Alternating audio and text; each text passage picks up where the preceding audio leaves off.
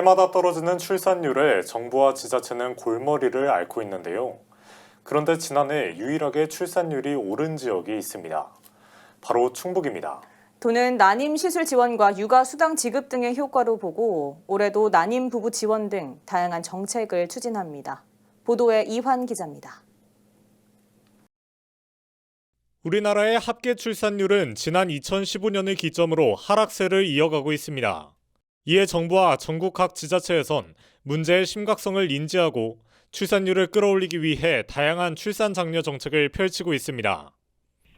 출산율 저하의 원인은 어떤 특정한 한 분야의 원인은 아니고 우리가 이제 결혼과 임신에 대한 사회적인 분위기라든가 주거 문제, 교육 문제, 아이들의 양육 문제, 그리고 우리 사회 전반의 경쟁 체제 하에서 시스템의 문제 등등 많은 복합적인 이런 원인의 그 결과물로서 출산율 저하라는 현상이 나타나는 것이라고 보고 있습니다.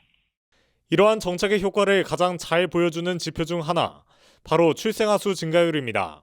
행정안전부의 주민등록 인구 통계에 따르면 지난해 충북의 출생 신고는 전년 대비 1.5% 증가한 7,693건으로 전국 17개 시도 중 유일하게 증가했습니다.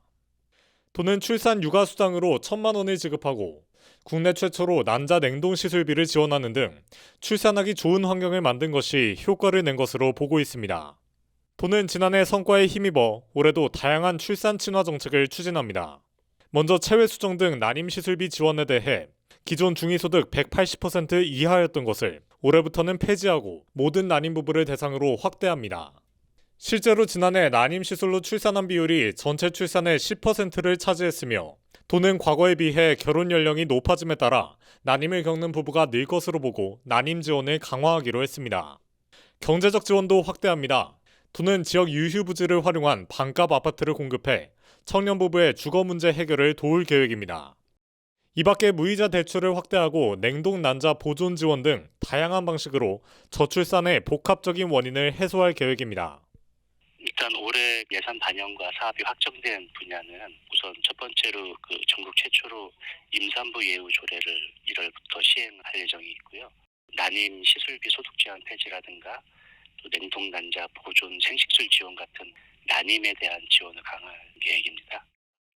도는 저출산 정책을 지속적으로 추진해 2022년 기준 0.87이었던 합계 출산율을 민선 8기 안에 1.4 수준으로 높인다는 목표입니다.